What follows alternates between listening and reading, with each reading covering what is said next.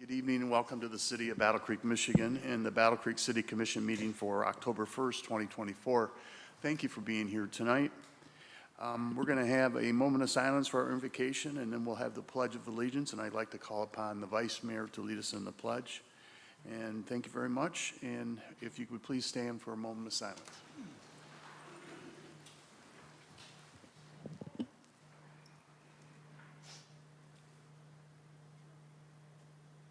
Vice Mayor Sophia. I pledge allegiance to the flag of the United States of America and to the republic for which it stands, one nation, under God, indivisible, with liberty and justice for all.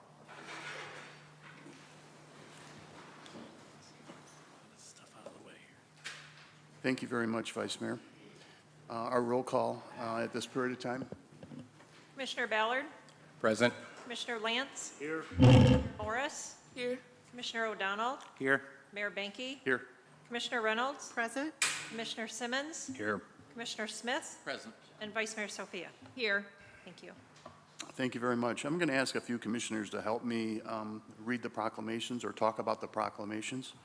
So the first one is Breast Cancer Awareness. The second one is Domestic Violence Awareness Month. The third one is Crazy for the Kazoo. And the final one would be Fire Prevention Week. So at this time, Commissioner Reynolds will help with the first one. Thanks.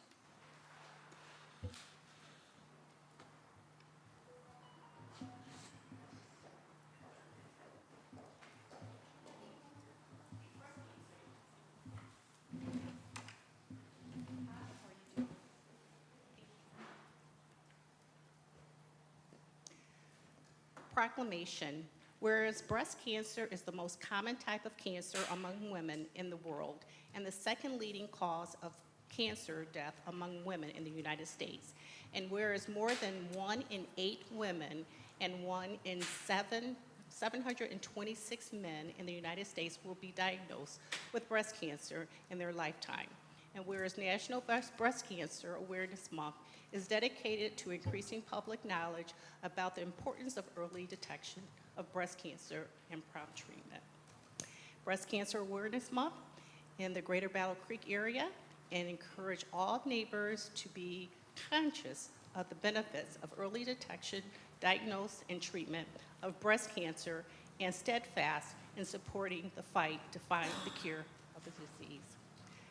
In witness, therefore, I have unto set my hand and cause the official, oh, I don't need to read that. Signed by Mayor Binky. Would you like to say something? I am Joy Summers. I'm the event lead for Relay for Life, which we actually try to fight all cancers, but I am a 14-year breast cancer survivor myself, so I really appreciate this. Thank you. Mayor, did you want to say something? Okay. Well, thank you so much. Thank you very much. Thank you. Yes.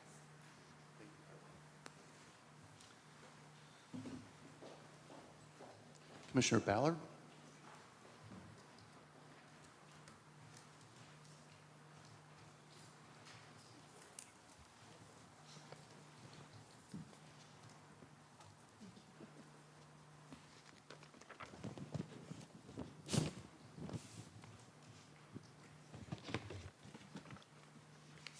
Thank you for that last presentation. It means a lot to me. Yes. I lost my mother to breast cancer when I was 16, and I lost my sister 10 years ago to the same breast cancer. So keep it in mind.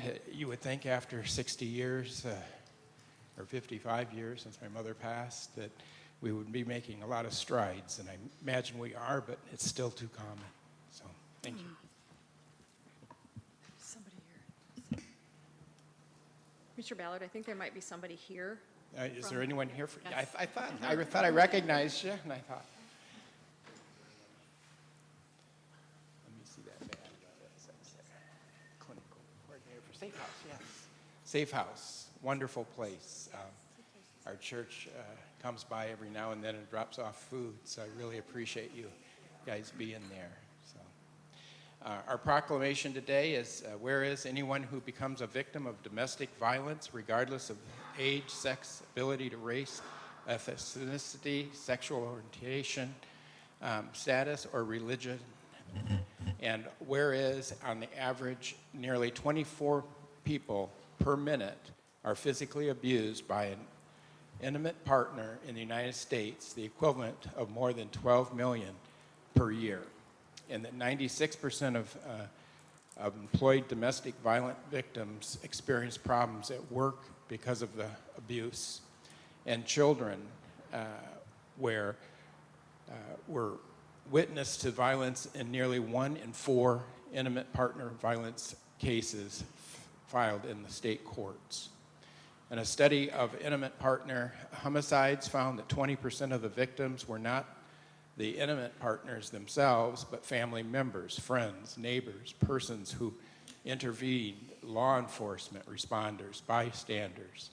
And whereas every member of our community can play a role in preventing domestic violence, observing October as Domestic Violence Awareness Month provides an excellent opportunity to increase awareness of domestic violence and therefore empower the community to prevent domestic violence and take meaningful action to break the cycle of abuse. Domestic Violence Awareness Month is also a yearly reminder of the importance of the organizations like SAFE, a place in Calhoun County to provide critical confidential services such as free legal advocacy, counseling, support groups, and emergency shelters for victims of sex trafficking and domestic violence and their dependent children. And on behalf of the Mayor Mark Binke of the City of Battle Creek, we do hereby proclaim the month of October as Domestic Violence Awareness Month, which, as I was doing my reading in this, the Domestic Violence Awareness Month actually started in 1981, so it's been around for a long time. Would you like to say anything? I would, and I have written some things down because I have some names and numbers, but I promise I won't take up too much time. Thank you so much for letting me speak briefly. I'm Jessica Tapscott-Marks, and I'm the clinical coordinator at Safe Place. We've been proudly serving survivors of domestic violence in this community for 41 years. While I love working at this agency with our team and with my clients, I still hope for a day when the services we provide are proven obsolete. But for now, you'll find us here offering free and confidential services to survivors.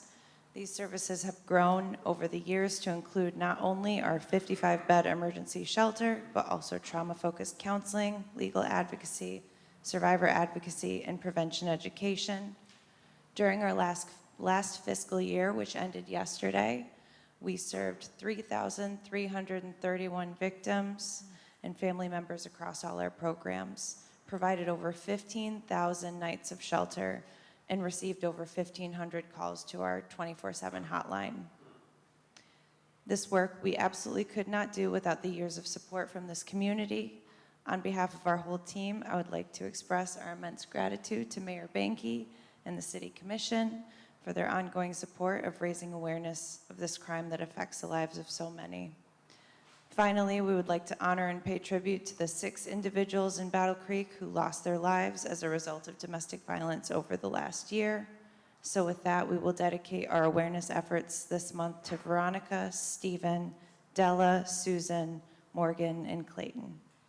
Thank you. Thank you very much. We'll take a picture.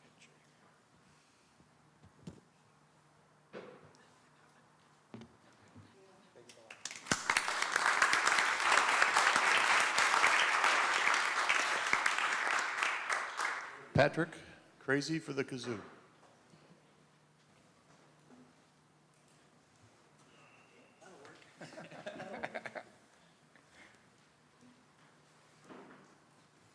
Hey, good evening. Thanks for coming down here tonight. Getting ready for the big event this weekend. Yeah, it is a great big event this Saturday, and I'll explain a little bit more in a second, or you can. But we're going to take stewardship of our Kalamazoo River that runs right through Battle Creek here. And so but the proclamation reads this: the city of Battle Creek in the year 2000 established a goal of conducting an environmental beautification project of the city in October. And the city of Battle Creek has worked with Calhoun County Road Department, the city of Springfield, the Calhoun County Watershed Resource Commission, the surrounding townships of Bedford, Emmett, Leroy, Newton, and Penfield, the Hart Dole Inouye Federal Center, Kellogg Community College, and Battle Creek and Lakeview schools, and Battle Creek area clean water development, a watershed management plan for the portion of the Kalamazoo River, and the Battle Creek area clean watershed partnership. And again, this Saturday is going to be an event. I'll just have you explain it. Yeah, sure. I'd like to say thank you again for the commission and the community for continuing their support with Crazy for the Kazoo. It's been ongoing for over 20 years now. My name's Bessie Plug. I'm with the City of Battle Creek in the Environmental Department. And this Saturday, we are not only cleaning up trash, but we're also going to be planting a lot of trees. We have discovered over the last few years that there isn't as much trash, which is a good thing. There are certain areas that tend to accumulate more trash, so we can broaden our horizons and plant trees along the river and give back to the community in ways like that too. So this Saturday, there's going to be 2 sites. I encourage anyone interested to register at bcwater.org. That way I can send you more information this week if you would like to register. Thank you very much. Yeah, I've participated in it a few times and brought some scouts to help out. And if you just get an opportunity to just at least spend 30 minutes down there, it helps a lot. I've found a lot of areas that need to be cleaned up. So thank you for making this happen.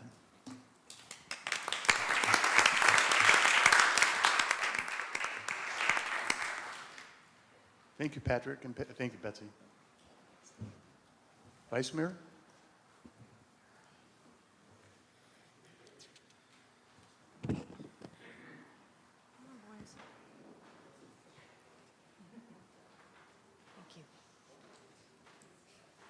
Come on up, guys.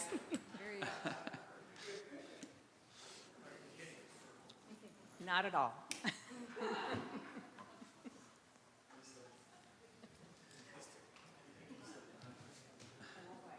I promise. Our proclamation reads in part, whereas the City of Battle Creek is committed to ensuring the safety and security of all those living and visiting our city.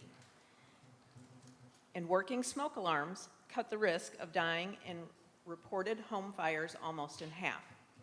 Individuals who have planned and practiced a home fire escape plan are more prepared and will therefore be more likely to survive a fire.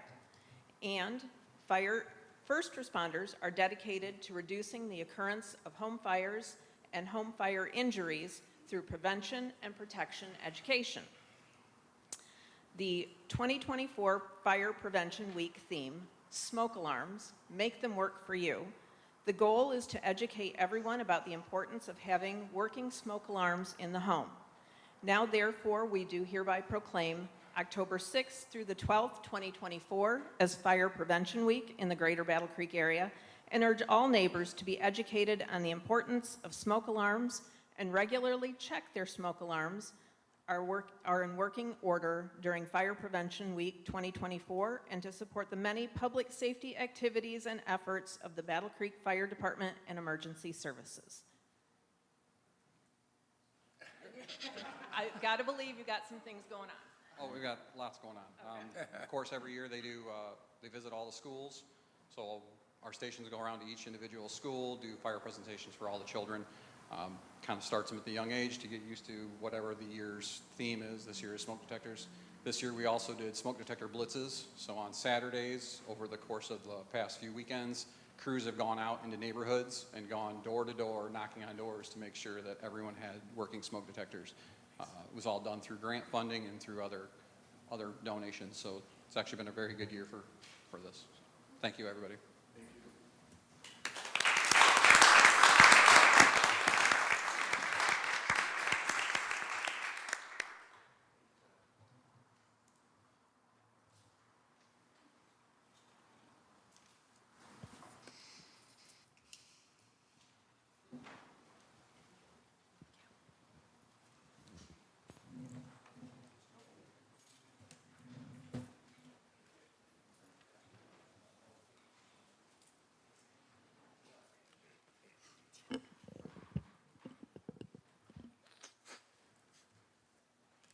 Next item on the agenda is chair noting any added or deleted resolutions.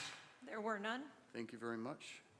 Next item on our agenda is petitions, communications, and reports. There were none. Thank you. Next item on the agenda will be public comment regarding any specific agenda item, and they provide 4 minutes per individual for public comment. If you'd like to make public comment regarding any specific agenda item, please raise your hand and we will acknowledge you to come forward to the podium. You will have 4 minutes to make your comments. Please state your name and address before making or beginning your comment and indicate which agenda item. Are there any people who would like to make public comment?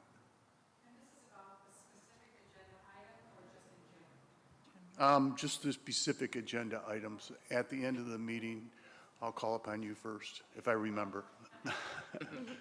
Yes.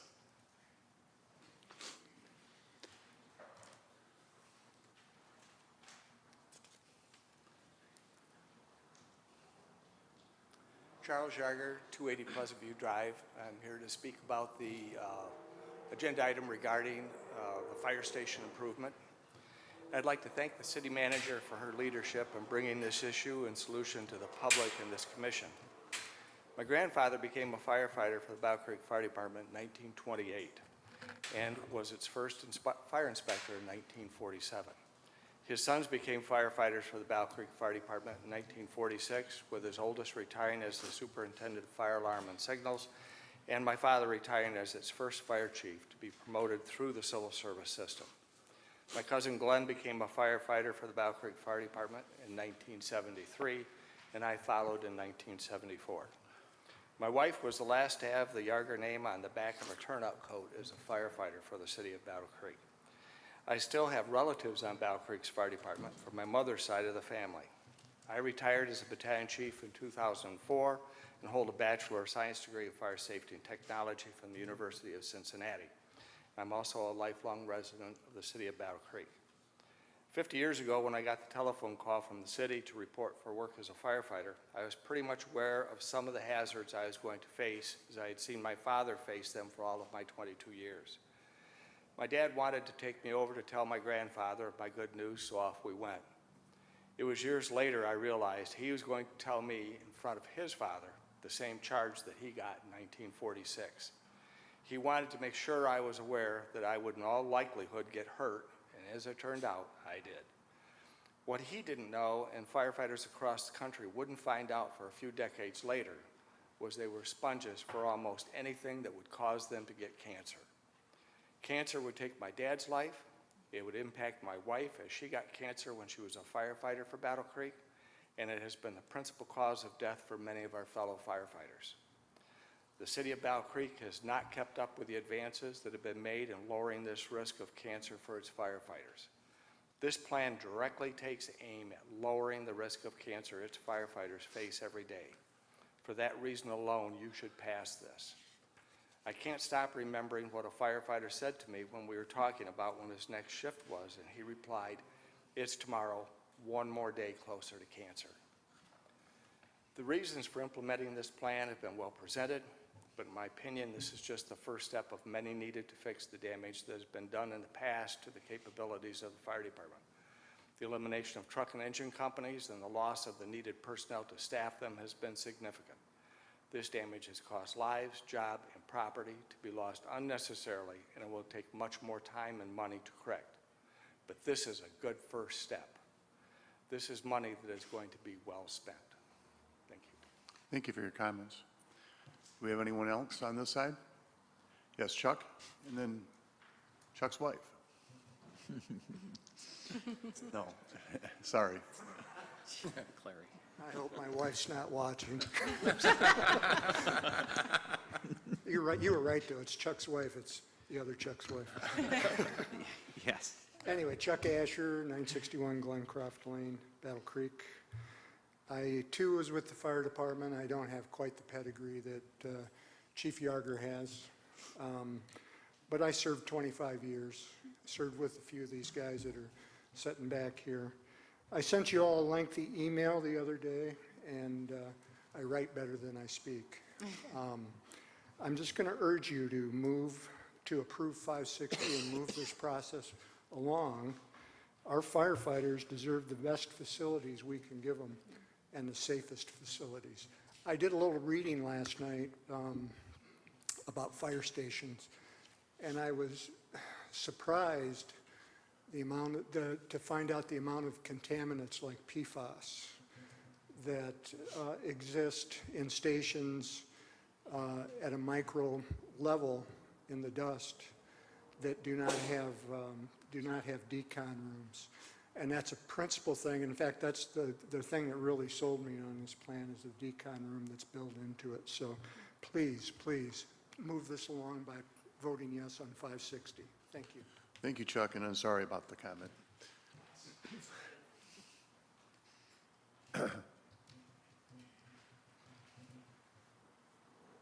Good evening. My name is Kim Yarger, 280. I've lived on Pleasant View, two different places. 280 Pleasant View Drive. I've been almost a lifelong member of Battle Creek. I came when I was 2 years old, and I eventually came to wanting to become a firefighter. I started KCC. I graduated from there with a fire science degree, my second degree from there.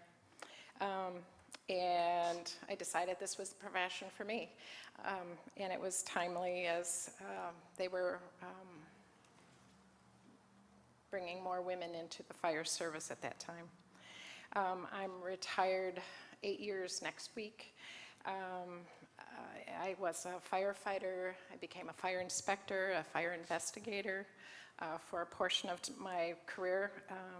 And I learned, that's one thing I learned through not only my education, but my experience and my fellow firefighters, and just history in general has taught us that a lot of times what comes about as far as protection, like even the smoke alarms, smoke detectors, that those come about after the loss of lives. And then we take a look at all that and how we're going to change that so we can save lives, right? But what I got to thinking about is, why aren't we doing that in our stations? Why aren't we doing that for the very people that are here to protect everyone in this city? Why? We should be living up to those same standards, those same protections as others receive. And I submit that this should be approved, please. Thank you. Thank you very much, Kim. Thank you. Is there anyone else who would like to speak at this time for public comment? Jim, did I say, no? No? Okay. Thank you, Joe. Yes, Joe?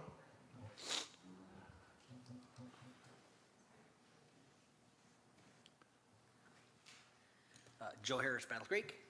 Talk about the bond issue tonight.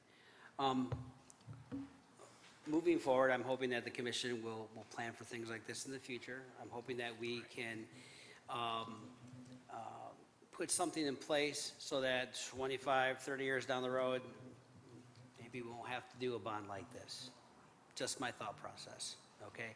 Not that I'm against it, I just want to, hopefully, there's plans in the future for it. I've tried to, and forgive me if I'm not getting all the information, but I've tried to be understanding on what this whole proposal is. I don't know what it is how it's going to affect taxpayers. I have no clue. So I'm hoping that the commission will put that out there and say, hey, this is how it's going to affect you guys. And then lastly, on a kind of a more personal note, the only thing that I am opposed is to the closing of station number 3. And my reasoning behind that is because, we all know where Post Edition is. If you lived here long enough, it's a condensed neighborhood area. Yes, Station 1 is over here, but you got numerous, 2 or 3 sets of railroad tracks that you have to cross. And I'm hoping that there's going to be a plan in place because as a person that is a 2-time heart surgical survivor, medical response is important. And I'm hoping that something is in place for that area, because I don't want to leave post-edition out of it, but that's my thoughts. But thank you. Thank you for your comments. Yes, Autumn?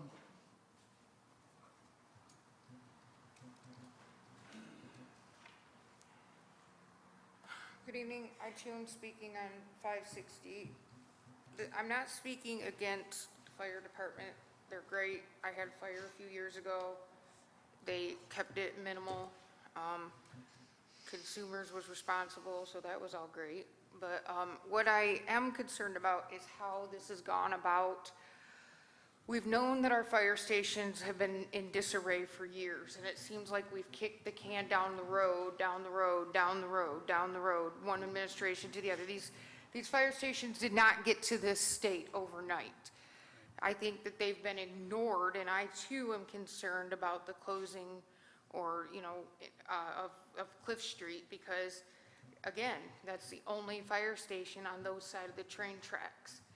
I also would like to know, I mean, I can't speak on their behalf, but I mean, I'm sure Post Edition or Post Serial is concerned, because I'm sure that they probably have some insurance breaks or something like that by being that close to having a fire station right there.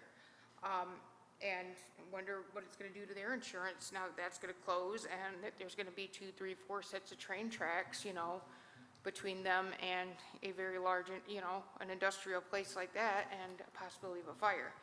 I also think it is wrong, to leave the Post Edition neighborhoods without that fire thing. I have not heard, I could be wrong, I don't want to be speaking out of turn unless you have a contingency plan and we don't know about that, but based on what I've read in this material, it does not seem that there is a plan to build another fire station in that area on that side of the track. I am going to be finding out from my insurance what that may do to my rates or something by not having a fire station over there. And if my insurance, if it affects me one bit, I'm going to invoice the city of Battle Creek, and I suggest everybody else do the same. Thank you. Thank you for your comments. Jim?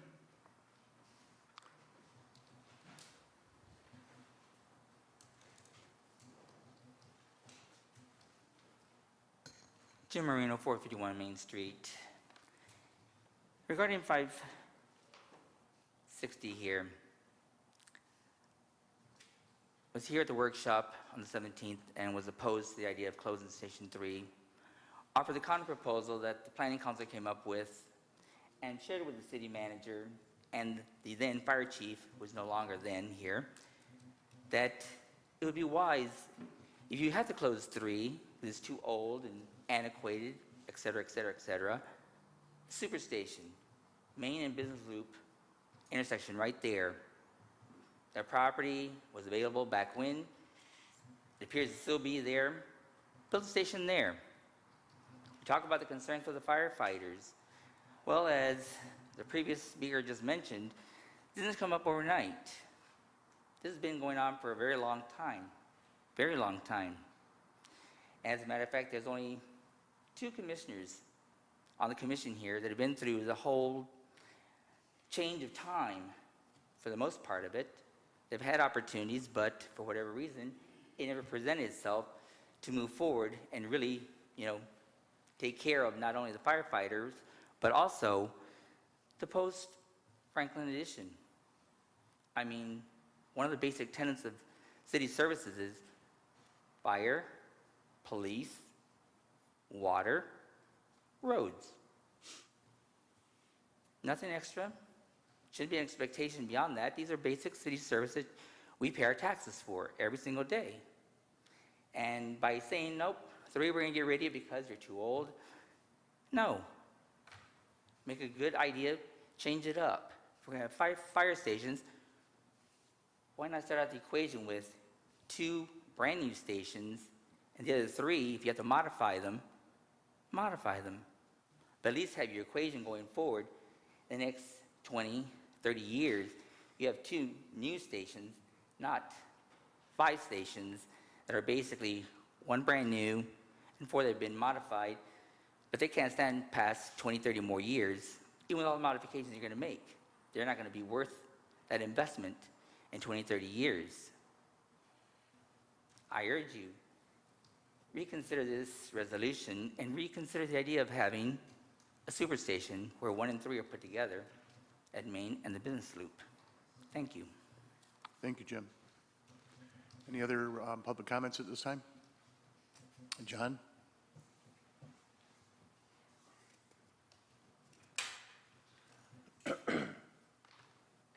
John Kennefic, 234 South Avenue. Everyone that's been up here has made very good points. I am not in favor of 560. I'm not in favor because everything they had to say was accurate. I'm disgusted with the City Commission over the last 20 years, including Mayor Binky. Binky has been here over 20 years. We've had many times 20 years ago when they had studies on the fire issues. They tried to close fire station number 3. They had resistance. They backed off. Then they tried to close fire station number 2. They backed off. Then they closed fire station 1 and then opened it up again. This whole thing is what bothers me the most. It has been engineered to make this mess the way it is. I'm in favor of having all those stations done and fixed up and repaired. But you've taken money because you've taken money that has gone to non-essential services constantly over this time period. And you have kicked the can intentionally engineering this. If you had put money aside 20 years ago, we wouldn't have this issue because those fire stations would have been taken care of and it wouldn't have taken a loan to do it. But this commission has also showed the contempt that it has for the citizens of Battle Creek. Because in this issue is $2.5 million for the Kellogg Arena. Did you ever look at the Kellogg Arena and find out how much money you've dumped in it over the last 20 years? Because that's more important. Again, you kick the can down the road. You've taken things like, well, just recently you paid $70,000 for cameras that would identify license plates. Which is more important? The fire department or license plate cameras? Obviously, license plate cameras. You've done this constantly for 20 years.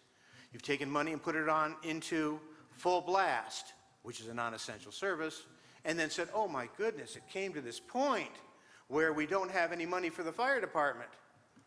That was your fault. It's ineptitude, it was done intentionally, and it was done engineered. I would like to see these things again fixed up because I think the firemen need more than what they're getting right now. But because you've engineered it into a bond, a loan, that tells us that you intentionally engineered this. I've had everyone talk to firemen many times, and I've asked them, did they know there were problems here? Yeah. Did they do anything about it? No. Why not? Because it wasn't important until now. Now I'm going to tell you why right now this is an issue that you're going to pass. If you pass this issue, $20 million in interest will be going out of people's pockets along with the original $25 million for the system. And I know you guys, I've seen you in action. You'll refinance that loan with the lower interest rate, and then you keep the money like you've done in the past. So this is the purpose of this particular resolution. It is to make sure that there is a loan taken out so you can bring this issue off to the side and you don't have to worry about it.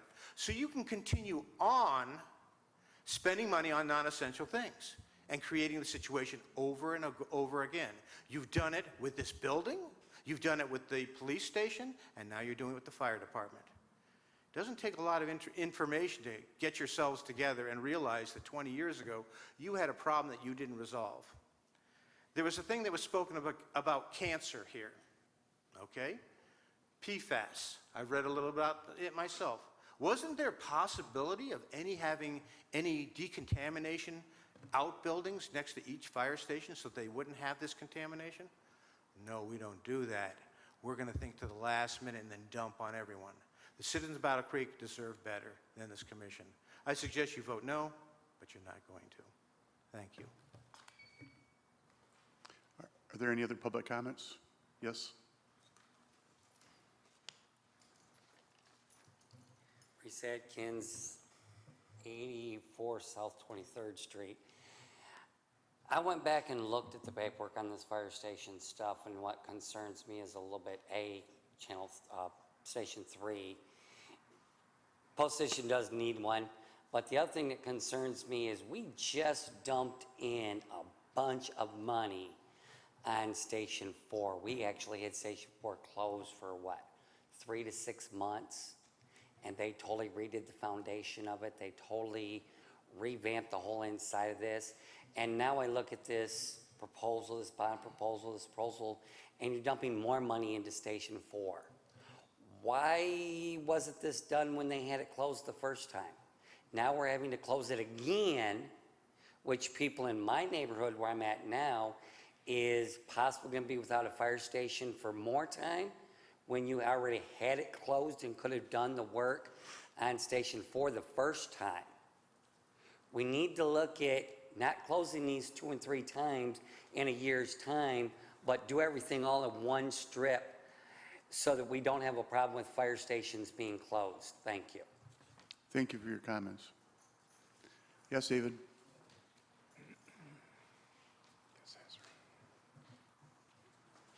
Even more. Hope I give a decent thing. On the fire stations, I like to see the progress being done, see them remodeled. I don't like to see any stations being cut and computers be put in. So we need jobs and we need save money too, but I like to see these stations to be repaired and fixed up that needs to be done. And we got a couple of stations I think maybe we could close up because those buildings I mentioned last time we had this meeting to have it reserved for heritage or people can come and see what we did and our kids coming up and watching, seeing what we have done the last 120 years. And I always like to see these things come computerized, but be remodeled. And we got to worry about jobs too, to put people to work. And I support these being remodeled, and it seems that this is something that's important. Our fire and police, our schools. I think they have to be more important in the Kellogg Arena, are more important. But these are our necessities, our fire and police, and our school system and our roads that we should be worrying about. I hate to see these jobs be cut and be computered. Why? That's going to hurt. Biggest problem is going to be cut is our dispatch.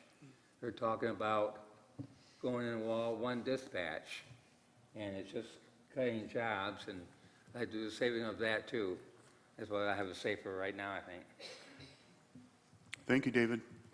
Any other public comments at this time?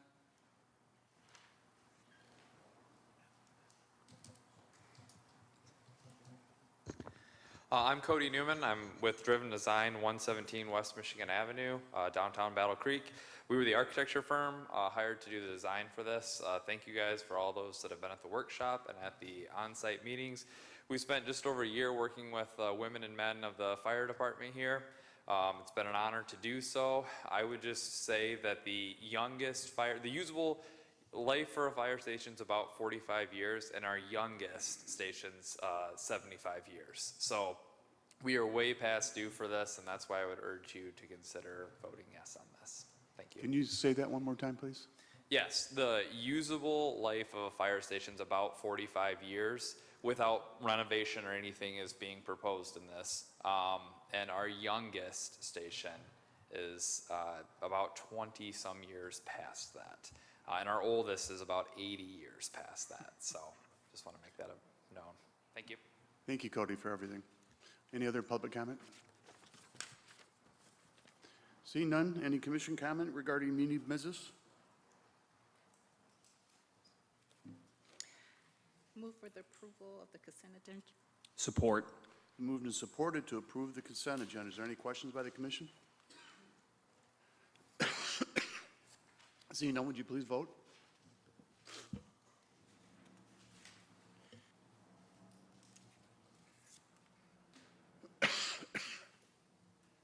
The consent agenda has been approved. Next item on our agenda is Resolution 559. Madam Clerk, when you're ready. If approved, This resolution accepts the lowest responsible bid for 2024 Parks Improvement Project from Hoffman Brothers Incorporated in an estimated amount of $366,811.57 with unit prices prevailing. The city manager or her designee is also authorized to approve change orders for up to 10% in aggregate for city-initiated and pre-approved changes for unforeseen field conditions that are not itemized in the contract. The project consists of improvements to sections of the linear park on the west side of Battle Creek, including cutting out roots and overlaying sections and full removal and replacement of HMA and other sections. This project also includes removal and replacement of the basketball court at Post Park and parking lot basketball court striping at various park locations in Battle Creek. I move for the approval of Resolution 559. Support. Been moved and supported to approve Resolution 559. Any comments by the commission? Seeing none, would you please vote on Resolution 559?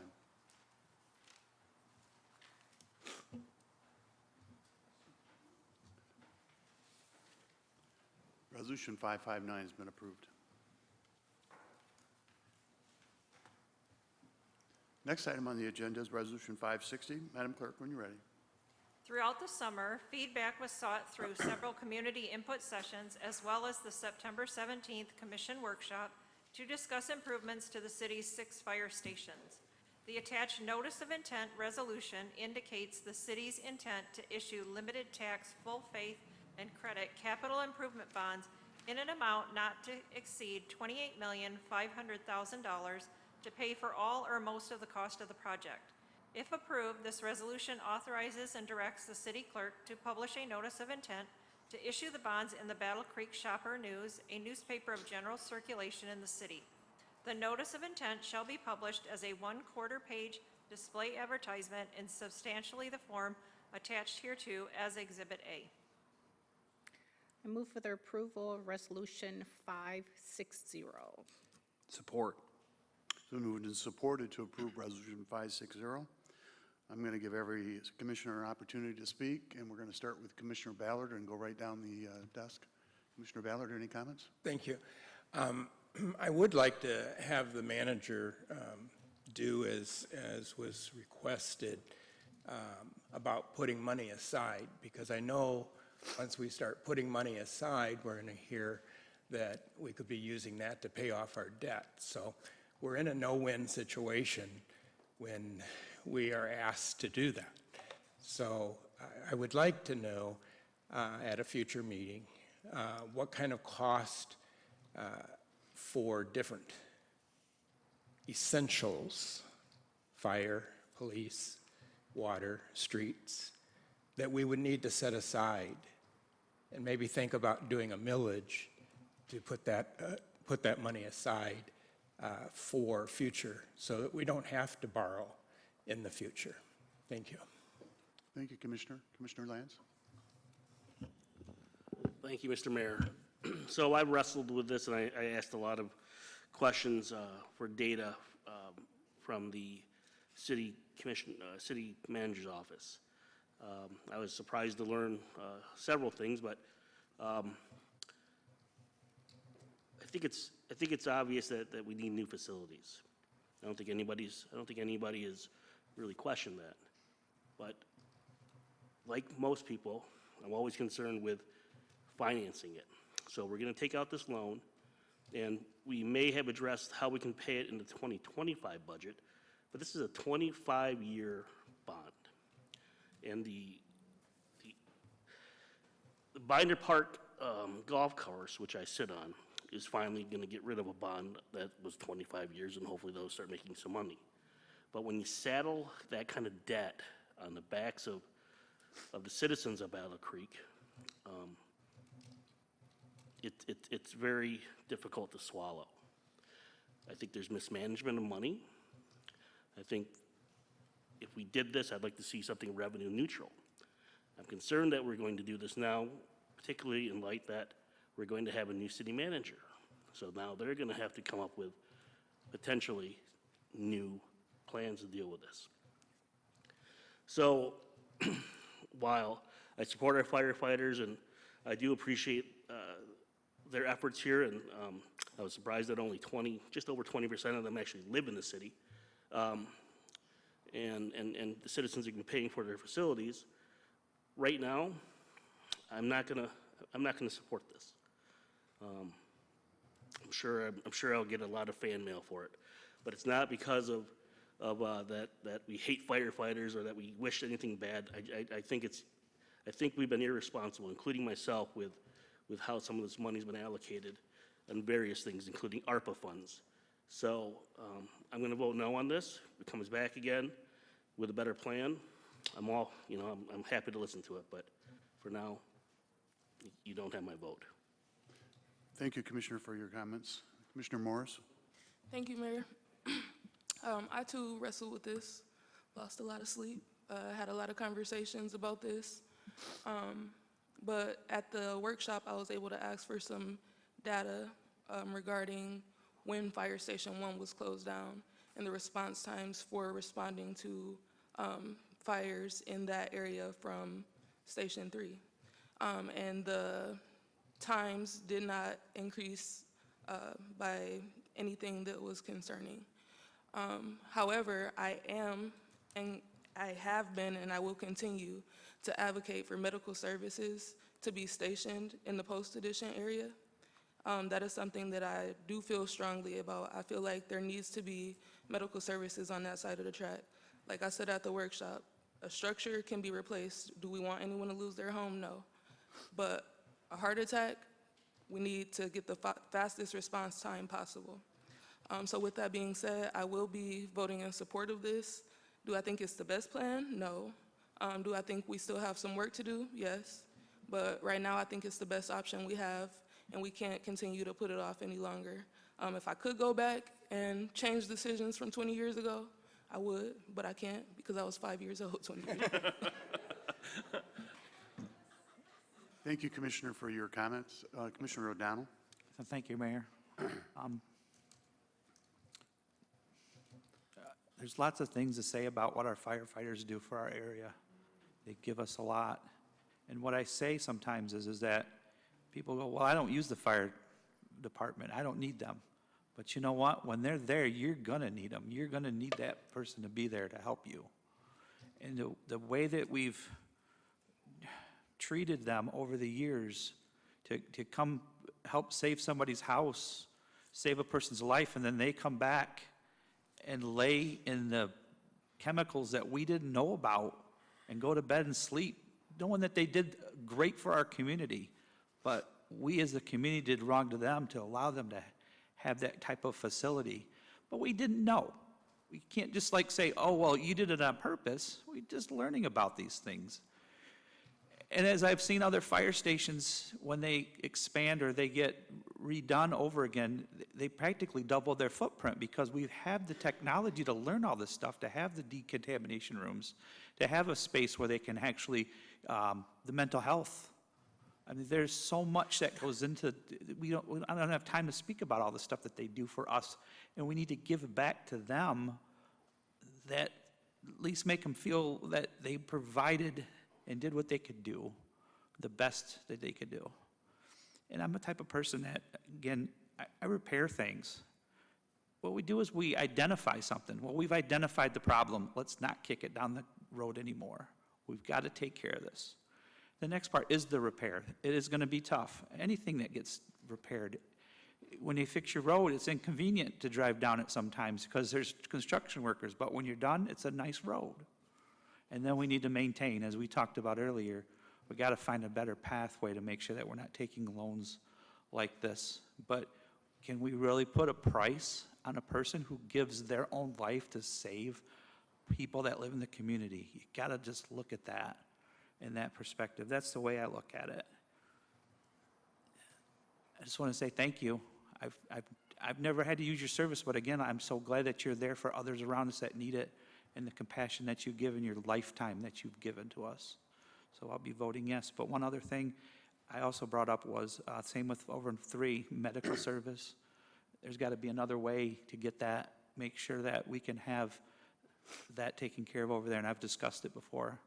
So just another, we just need to look in that path. But tonight, we're just voting on getting the funding correct, the funding around. We're not making final decisions on who's getting closed. It's to issue the notice of intent. Thank you. to I just sell. want everybody to There realize. will be many other steps in this process. Thank you very much. I'm all done. Thank you, Commissioner O'Donnell. Commissioner Reynolds? Yes, thank you, Mayor. I'm going to be in support of this. For one thing, the safety for health reasons, the stations are old and they are not safe to work out of, and also the fact that no one is going to lose their job. So I'm going to vote in favor for the safety of our fire department. Thank you. Thank you, Commissioner Reynolds. Commissioner Simmons? Thank you, Mr. Mayor. I'm not going to belabor what's already been said because I think we all agree it needs to be done. We support our firefighters. We believe they need better facilities. I'm 100% with Commissioner Lance of basically we've kicked the can down the road for far too long, and it's extremely frustrating for me from a commission standpoint when it's brought, and this is not the first time that this has happened, multi-million-dollar expenses are brought to us, and it's, hey, it's all or nothing, it's emergency, we have to get that done. We knew it was coming. We've known for decades that this was needed, and we really need to change. Commissioner Ballard, you were right on with, okay, when we do our capital improvement list every year, let's actually take a look at what are the items that are going to be this emergency that's coming up. Maybe we don't have money this year, but what can we start setting aside over the next 5, 10 years to take care of these things so we're not left with having to bond out. And don't get me wrong, a bond is a wonderful tool for a municipality to use. Most of us, when we go to buy a house, we have to take out a mortgage because we can't just pay cash for it. And that's the way government operates many times too on large capital improvement projects. So I'm not opposed to bonds, but I am opposed to kicking the can down the road, and now it's an emergency that we have to issue this bond. I'm going to support this. This is a first step. I'm hoping we can make some adjustments. In the meantime, interest rates are still high, even though we saw the Fed here a couple weeks ago lower interest rates by a half of a percentage point. I think it should come down more. I'm hoping we can take advantage of that as it's coming down more. I'm hoping we can, again, tweak the proposals. I know a lot's been done, but maybe we can do some further consideration on, I agree on the medical services over on the post-edition side. And Mr. Adkins was talking about Station 4. All the other stations are multi-million-dollar. Station 4 has already been addressed. There's only $193,000. So it's not a multi-million-dollar project like the other ones. I thought I would point that out. But I'll support this now with the caveat. I don't like to get blindsided with an emergency. We have to do it now, all or nothing. We need to plan this stuff out better. Thank you. Thank you, Commissioner Simmons. Commissioner Smith? Thank you, Mr. Mayor. And I'd just like to take a second to talk to our firefighters because it's clear that, you know, you guys have become victims of your own professionalism and perseverance. And in going through this, it's become abundantly clear that you don't have the brick and mortar facilities you need to do the work. Yet, you continue to do the work. And it blows my mind. It's incredible. So thank you for that.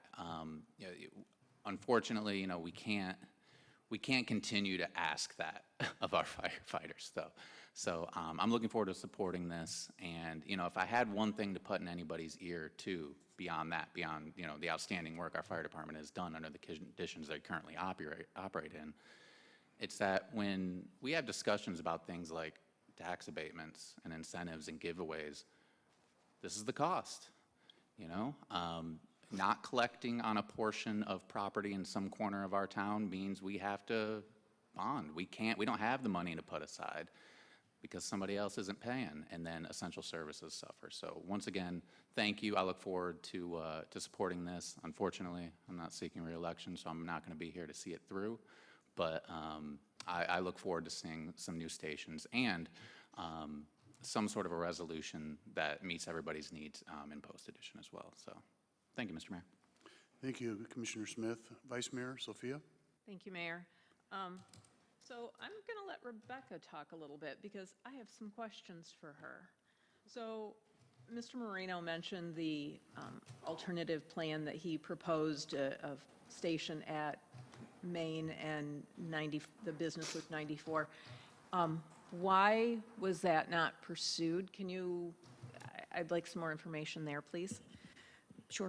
Want to ask all your questions? You want me to just do one at a time? Well, so I want to know about that. Okay. And then, Commissioner Smith mentioned he's not running for reelection, so he won't be here.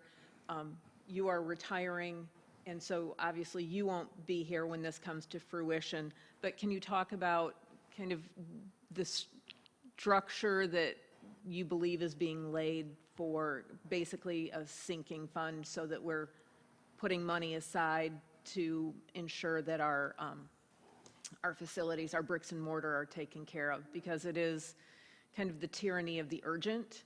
And so we're always trying to put out fires.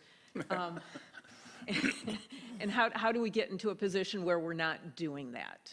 Okay, so let me tackle the Main and Dickman. So in 2015, we really looked at Main and Dickman in a superstation.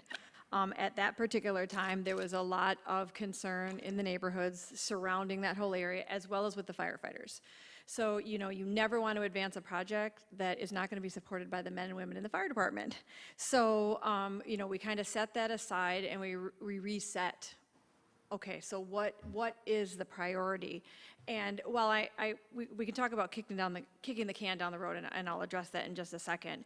But, in actually having productive conversations with the fire department, their priorities turned out to not be stations in 2014 and 2015, but more of fire vehicles, engines, trucks, ladders.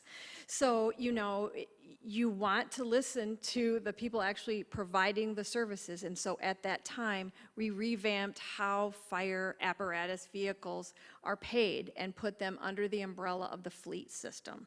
So again, I don't feel like we haven't addressed things in the fire department. It's just determining what are the priorities. We didn't necessarily have the cash then, but at the same time, we were dealing with a police station that didn't pass engineering inspections, and the decision was made that that was a priority for this commission.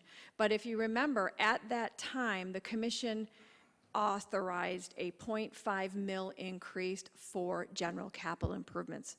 The commission has recognized the need to set aside funds, and how it was discussed then was, once we're farther down the road in paying the bond for the police station, and there were multiple things in that bond, not just the police station, then we would take the 0.5 mils and set it aside. I never like to use the sinking fund, but into a fund balance or general capital improvement fund, which is what has been happening. We have been moving things into the 401.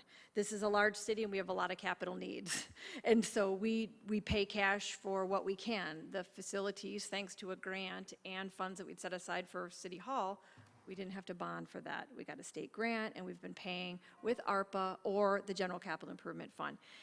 It's complex, and I'm not trying to make this simplified. It is complex when we look across the organization, and we have been lax in addressing facilities.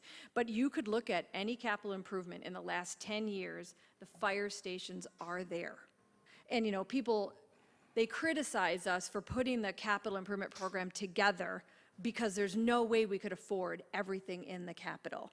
That's why we rely on the Planning Commission, the City Commission, and the community to help us prioritize what's in there and what is the most important priority for us to address with the funds we have available, or have we reached the point where we need to consider something like financing. Nobody ever likes to finance. I wish that we had the money to pay cash for this.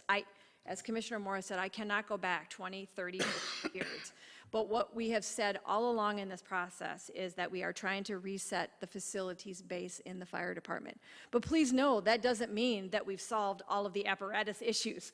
I have a meeting on my calendar in 2 weeks to talk about rigs, and they don't get younger, they're just getting older. And so, you know, in setting up a plan to help us pay as you go from a rig. So we are looking at that.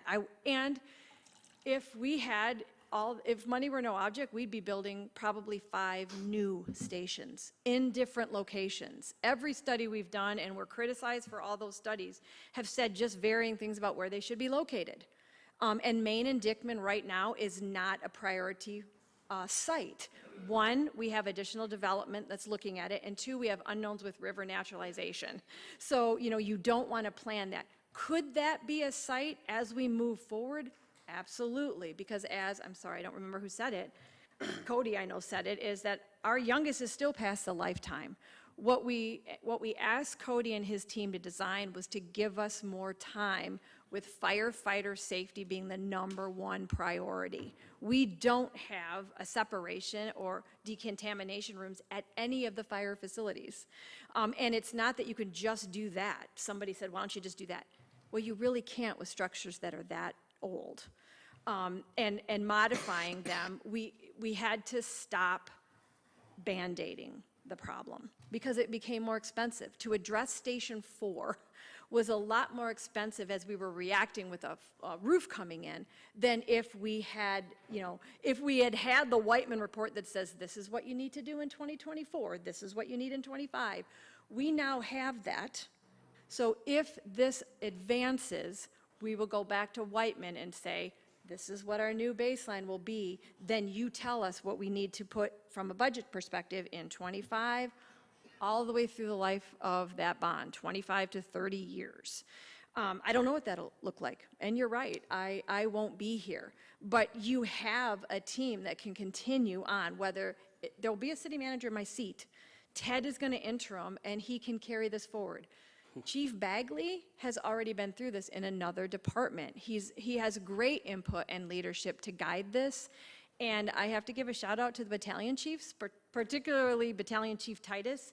He hasn't even been on the job 2 months, and we threw hey, this is what we need from you, and this is how we would like to utilize you and the members of the fire department to advance this request and recommendation to the commission. So right now, Maine and Dickman is not a site. A superstation is probably double the cost of Station 2. We would have loved to build a superstation at 2.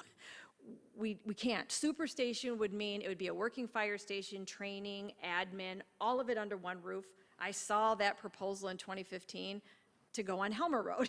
So, you know, we have had studies and we have not been able to address it for a variety of reasons. I take some responsibility there, but it isn't because we have not been talking about capital investments into the fire department. We have. We're trying to listen to our firefighters, we're trying to listen to the community and advance in the best way we can.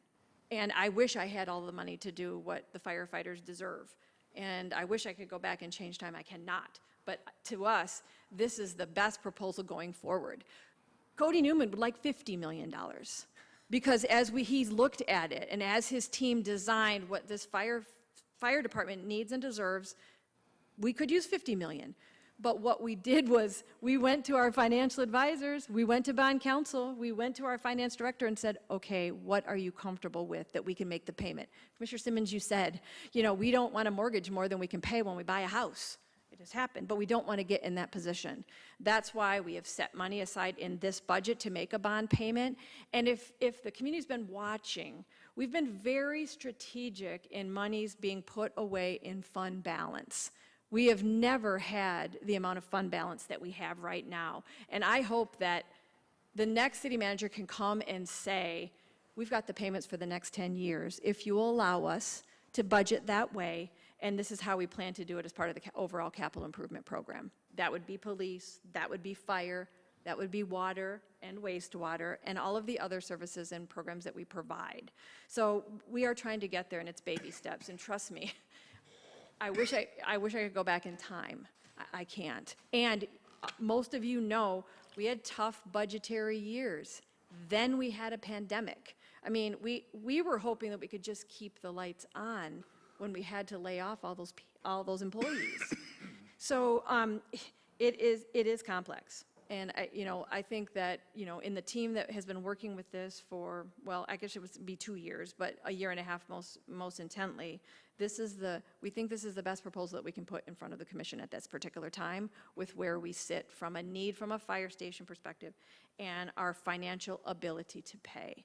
Please know, I wish I would have gotten Aaron to give me $50 million. So would Cody. But we were told vehemently, this is your max. And so that is what is in front of you. And I have no doubt that the team that's in place right now at the fire department can lead this initiative with help from other city specialists, facilities people, as well as the city manager's office. So we are working on improving the sinking fund. I never like to use a sinking fund, but we have a general capital improvement. That's where we try to put as much as the $500,000 away. But there's not $28.5 million in there.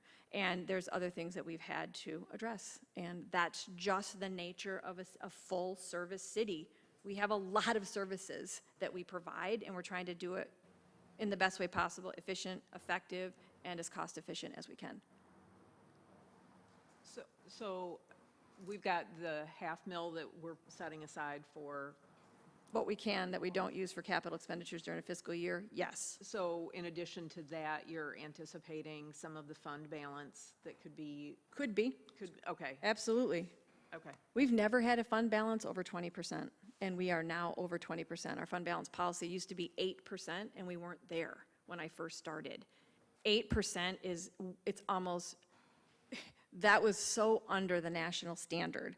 It was very difficult, but I get it. We have been in this period of flat growth, and when you have flat growth, your revenues aren't going up. So enduring some of those really tough times and trying to set up the city in a better position each fiscal year. And, I think if you look at our numbers, particularly if you just look at the fund balance numbers, you will see that's what we've done. ARPA dollars, who would have known? Who would have known that a pandemic would create those types of funds? And at that time, the commission, we could have done all city projects.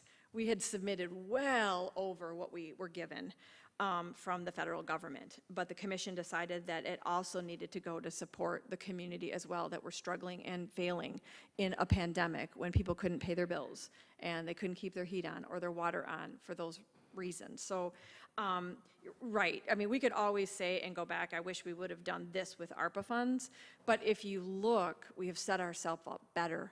Leveraging those ARPA dollars. That was a strong message from the commission is we would love to use other people's money before we use our money, including ARPA dollars, so we always looked for share. But our needs have just elevated because, we're not getting younger as a city. And we're doing our best to do a better job. I remember in the first 2 years I was city manager, the Inquirer would do a report that the capital improvement program was just a Christmas list. It wasn't real. It's very real to the team here at the city of Battle Creek because all of those are documented and needed. But if you look at the total of the capital improvement budget, it's close to $300 million. There's no way we could do that. So what we do is try to prioritize and provide the money that we can. So, I think right now, I wouldn't change anything about the proposal we have in front of you. Just to point out, Station 4 will not be closed. They're only getting new folding doors because they had a substantial investment. But that was like a wake-up call for a lot of people. How could we get to the point where the roof fell in? Well, it's because we didn't assess them all along the way like we did then, for a variety of reasons. And you can criticize me all that you want, but we have always been looking and planning. Vice Mayor, do you have any other questions? Thank you very much. Are we ready to vote? Please vote on Resolution 560.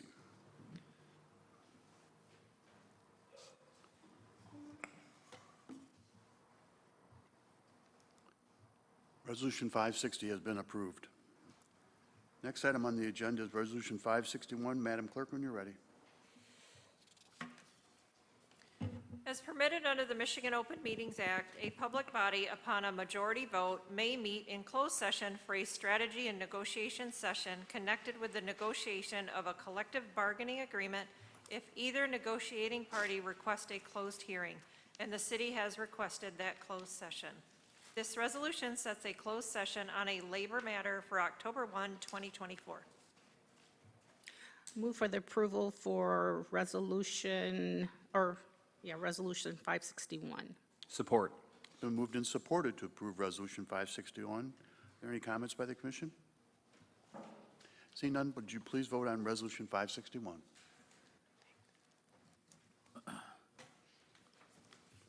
Resolution 561 has been approved. Next item on our agenda is general public comment. 3 minutes per individual. If you'd like to make general public comment regarding matters over which the City Commission has control, please raise your hand and wait for us to acknowledge you to come forward to the podium. You'll have 3 minutes to make your comment. Please state your name and address prior to beginning your comment.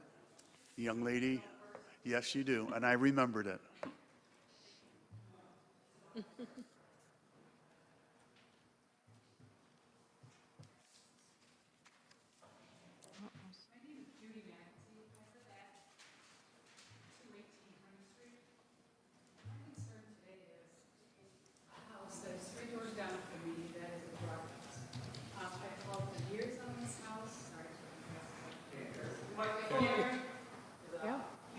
Yeah, I can't hear either.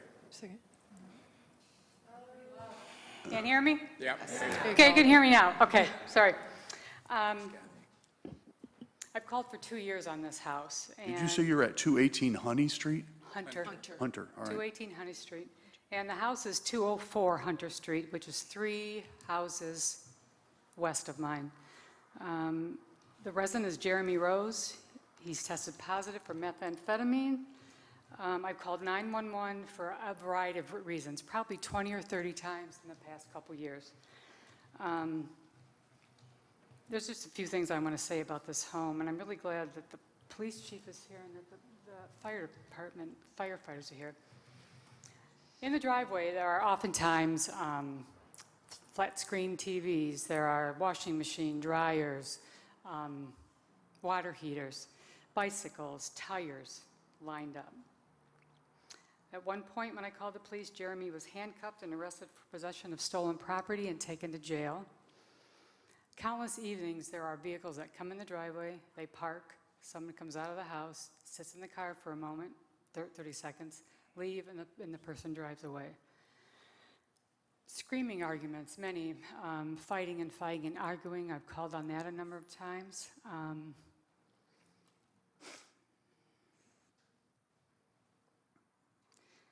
Jeremy has these screaming episodes where he yells and screams as loud as he can, day and night. He was doing it this afternoon. And they're a lot of times, sexually violent comments that he's screaming in the neighborhood. We can all hear them. There's a family that lives right next door with young children. They just moved in. Unfortunately, they didn't know what they were moving next to. And they have young children, and they don't want the children to play in the yard because they're terrified of this situation. On July 30th at 5 p.m., the house was on fire. 5 fire trucks came. One firefighter who went into the home was dragged out because he was overcome with smoke. So needless to say, the house was condemned, but Jeremy still lives there, making a mockery, I think, of the fire department and the city. He's taken down the notices that the house is condemned and is still there, in and out, day and night. People are still buying drugs, coming in and out. And with the utilities shut off, where are they going to the bathroom? There's no light, there's no water, there's nothing. The backyard looks like a homeless camp. There's so much, time's up. Time's up. Ma'am, I want to say thank you for your brave presentation. Oh, well, thank you. I see our chief here, and he's listened to you also.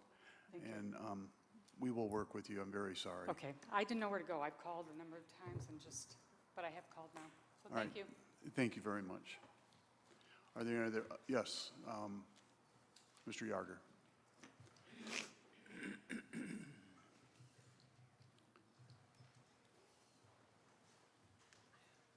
Charles Yarger, 280 Pleasant View Drive. Thank you very much for voting to move this process forward. It means a lot for me as a city resident and retired firefighter, but I know it will mean a lot for those that are still protecting the city and are living in these stations. Throughout other people's questions and time, It was brought up a couple of times about why don't we put a station at the corner of Main and Dickman. That idea first was broached in 2004. I heard about it at a neighborhood planning council meeting, and it all of a sudden hit me that, yeah, that's about the worst place you could possibly park a fire station. When a friend of mine asked me, if they put the station there, how are they going to get to my house on South Broad? The current #1 fire station was placed where it is, which is a bad location when it opened up. The reasons why it was put there in the first place have almost all disappeared. Getting anywhere to the west from that station was compounded when they closed down Michigan Avenue, then they closed down State Street, and now for that rig to go even south, you have a 60,000-pound vehicle that comes down here to Hamblin and the Penetrator and has to stop, turn left, and climb a bridge. That's some of the things you get when you put a station in the wrong place. If you think that it's just my opinion, I challenge you when you leave here tonight, go to Main and Dickman, and then drive to your home from there. I only know where 2 commissioners live. And I'll tell you right now, you two will find it challenging to drive to your homes from there. My guess is the rest of you will. And when you think about driving not just your car, but a 42 to 63,000-pound vehicle through traffic, stopping at every red light and stop sign, you'll find that that is not a good location. Thank you. Thank you for your comments. David?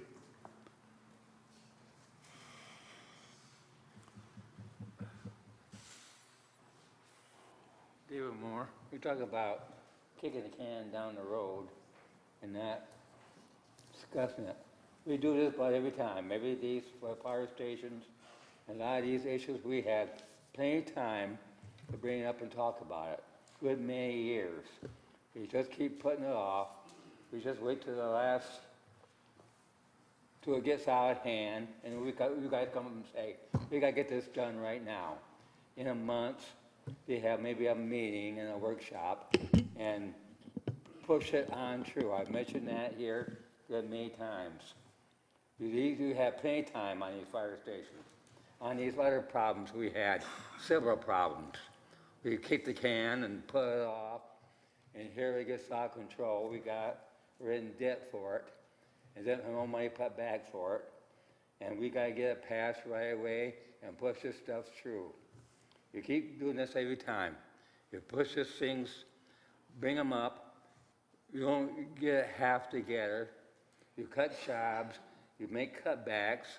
All you do is cut back on them and put computers in, the best answers you people got. And you just go through this every time. You could bring these up sooner. You have plenty of time to talk about them. You just keep putting them off and keep kicking it down the road. I've been mentioning this many times. We just delay on this stuff and wait till the last minute. We got to push it through right now. We go through this a lot. This ain't the fire stations. We had a number of times we have had this. I've been up here many times about that. And I think this is ridiculous. We can bring these up sooner, get more closer to the people, and allow this stuff to be more time. You just have to push it through right now. Thank you. Thank you, David, for your comments. We're going to the back corner with the young lady.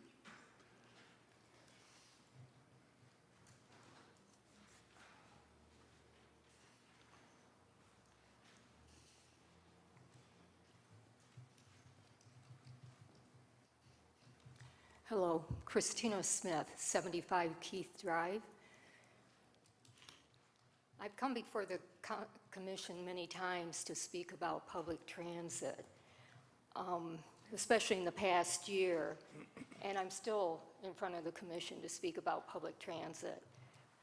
I've been asked to come back. I haven't been here for some months. I've been asked to come back and continue speaking about it by bus riders, neighbors, friends, bus drivers, and city employees. I attended a recent candidate forum, and only one of the commissioners referred to public transit as an issue of concern. I find that appalling. You are public servants, that's your job. By definition, that means you serve the public.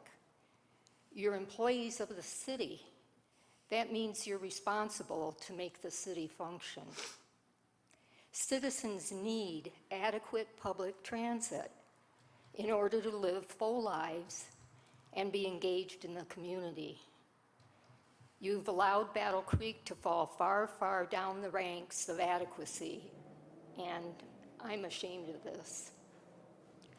Battle Creek has citizens who cannot accomplish more than one errand in a day because of your faulty public transit. Battle Creek has citizens who cannot get both to and from their jobs in the same 24-hour period, so they've lost their jobs and then they've lost their housing. They were made homeless by your lack of governance. Battle Creek has citizens who can't schedule necessary medical appointments because of the gaps in the public transit day and the end of service by 3:15 in the afternoon. Also, there's no transit on the weekends. It's easy to see why Battle Creek now has a reputation for not caring for all of its citizens. All of the efforts to improve Battle Creek's image will come to naught if you cannot even provide basic necessary services. To increase Battle Creek's economy, increase public transportation for its citizens. Every dollar you spend on public transit will return $5 to the city's economy. You can take that to the bank. Thank you. Thank you for your comments. Are there any other public comments? Joe?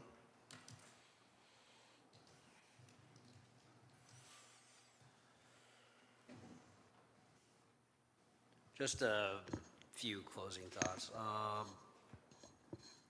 Mr. Ballard, and correct me if I'm wrong, I heard you something say to the effect that, you know, if they set money aside, then citizens might criticize, and something to that effect. I don't know if I'm correct on that. But if that is the truth, then I would say, you know what, you're doing your job responsibly.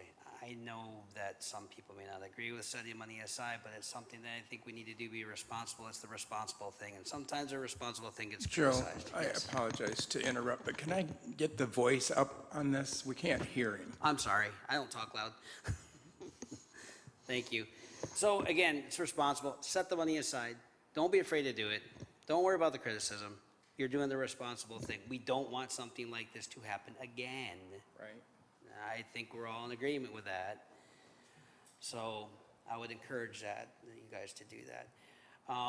And on a second thing, I'm going to kind of just, this is way out of left field, but it's something to think about, I guess. It's getting colder. Winter's coming. My body says it's such. And, you know, we had a homeless shelter closed this year. And I've noticed it in more ways than one. And, you know, I have a feeling it's going to be rough for a lot of people this year. And I don't know if the police or the fire or the city has anything in place, because I think they think there's going to be some contingency plans needed for people that have been displaced. I don't know what that looks like. Maybe warming shelters for the winter. You know, maybe being aware of where some of the homeless encampments are. I can name 2 homeless encampments already. You know, I don't know, but something to keep in the back of your head. There's a group of citizens that are displaced that might need an extra hand this winter. So anyways, thank you. Thank you, Joe. The young man right there in the back row, please.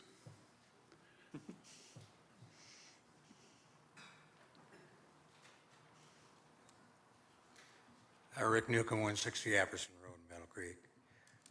I'm not going to talk about anything that I was going to talk about tonight, because this has completely derailed everything I was thinking about, because there's been so much about fire and everything.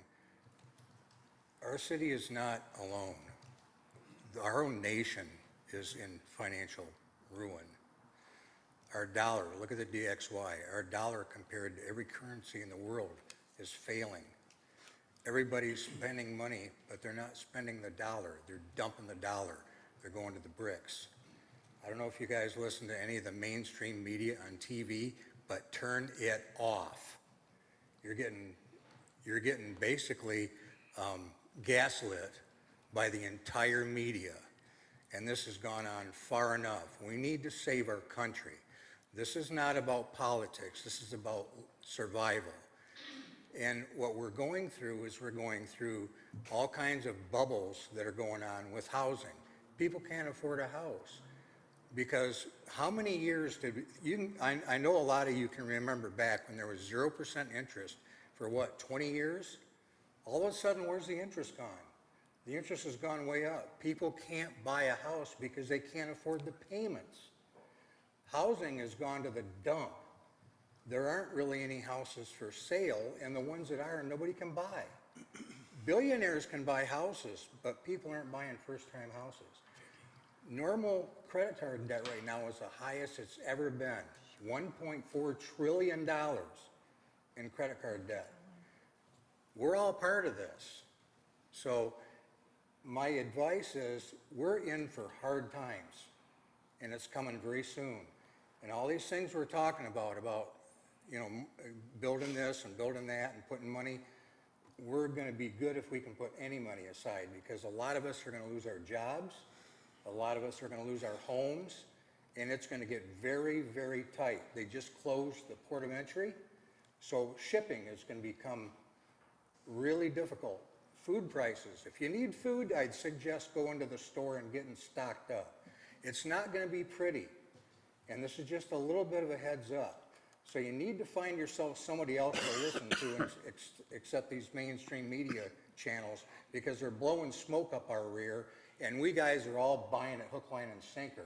But there's a few of us that are preppers, and we know to put money aside, put food aside, put all this stuff aside so that when this hits the fan, we're going to be ready for it. Well, you guys need to get wised up real quickly, because when it comes, it's too late a minute after it happens. If you're not prepared before, you're not going to get caught up later. So just advice. Thank you very much. Thank you, sir. Sir, right in front. Reese Adkins, 84 South 23rd Street. This will be the last city commission meeting I come to with you commissioners, as I won't be back until after the election. I am getting married and heading up north for the honeymoon, so I will not be here. But I just want to say thank you to the commissioners who have helped me in the stuff that has been helped this year. I wish all of you good luck in the election. I wish Mr. Commissioner Smith, who won't be with us anymore, good luck. And Rebecca Furley, who's leaving us, good luck. Because I won't be back until after the election. So again, I really wish you all good luck. Thank you. Thank you very much. Autumn Smith.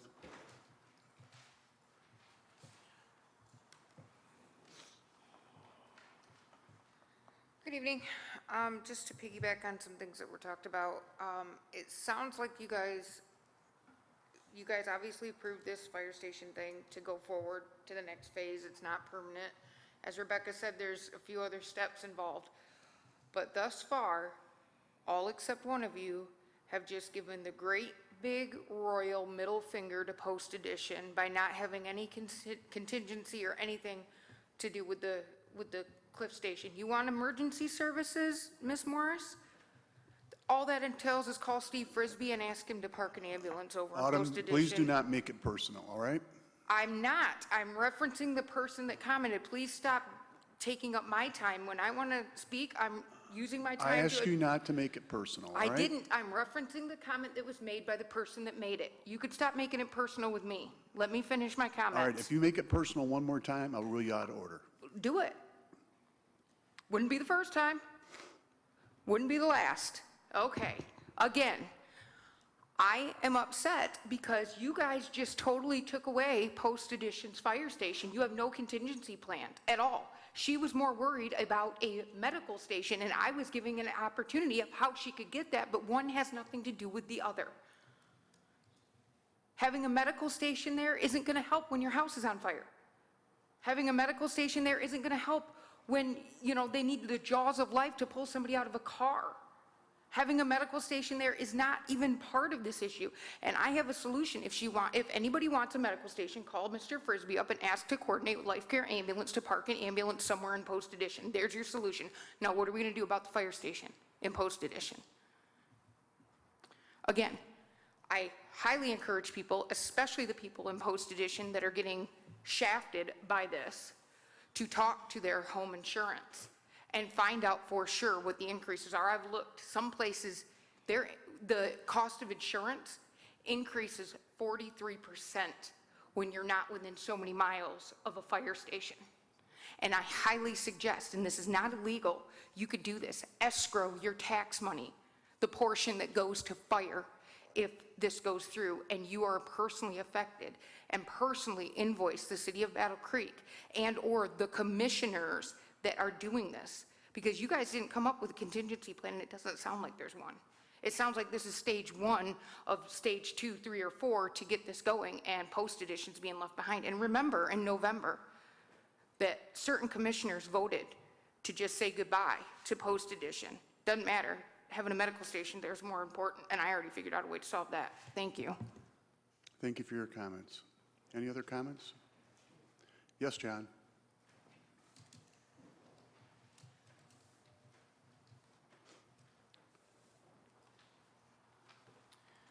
John Kennefic, 234 South Avenue. I had one subject that I was going to speak about, but I now have two. First, comment made by a city commissioner saying that if they had been here 20 years before, they would have probably voted differently. That's hypothetical, don't waste my time. Another person said of the commission, said that we have an issue here, we got to resolve it. That issue has been here for more than 70 years. You also are late. 3, we're not talking about taking out a mortgage on a house. We're talking about taking out a mortgage on the citizens of Battle Creek and the taxpayers. That's a big difference. They may not make their mortgage payments because you've already taxed them in that fashion for your mortgage payment. 3, we have a person here that tells us that we had a number of meetings. I went to 3 of those fire station meetings. Every time I was there, I was explaining where you could get the money without taking out a loan that flows into the city of Battle Creek. I was given a 3-minute time period when no one else was. Not put aside, other than the PRBS program, I'm going to switch over to another thing which has got nothing to do with what I just said. There's a thing that's come out about the food that's been mentioned here and how high priced it is in gouging. So let me give you a little history on that. We go back 10 years to 2014 when it was President Lyndon Johnson's 50th anniversary on the war on poverty. It was discovered 50 years later, after a gazillion dollars was spent, that there were more people in poverty 50 years later than before the program started. So what did the city, or excuse me, what did the government of the United States do?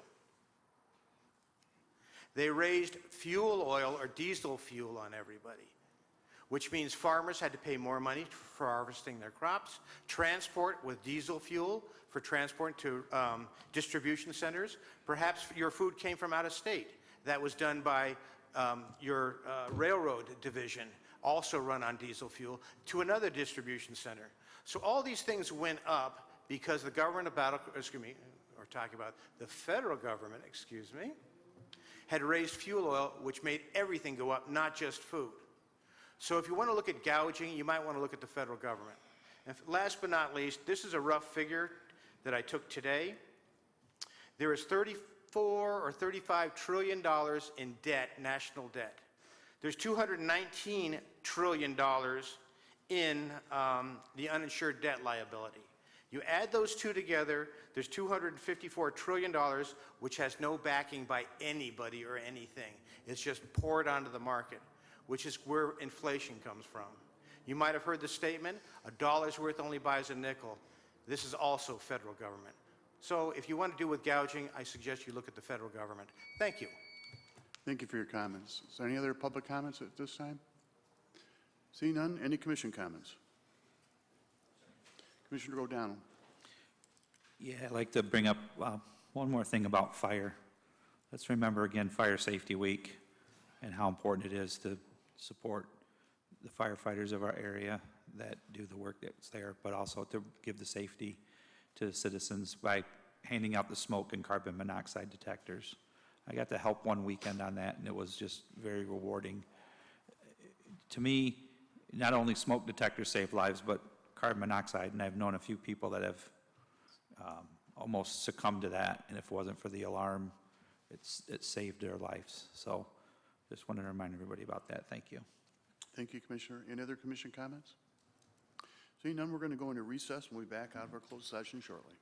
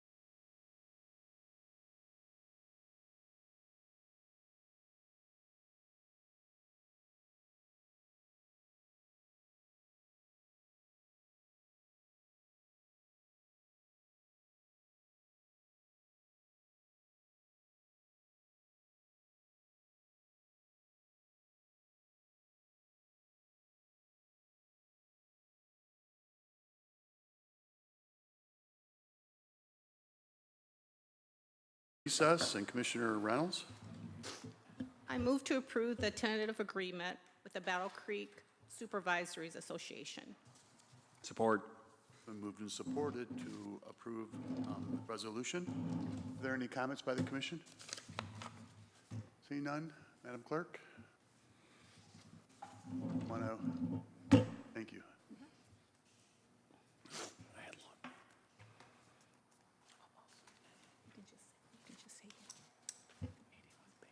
Sorry, I logged out too early. Here he goes. That's okay. Commissioner Simmons? Yes. All right, thank you. The agreement has been approved. Thank you very much. Next item on our agenda is adjournment, and we'll adjourn our meeting. Thank you for attending tonight.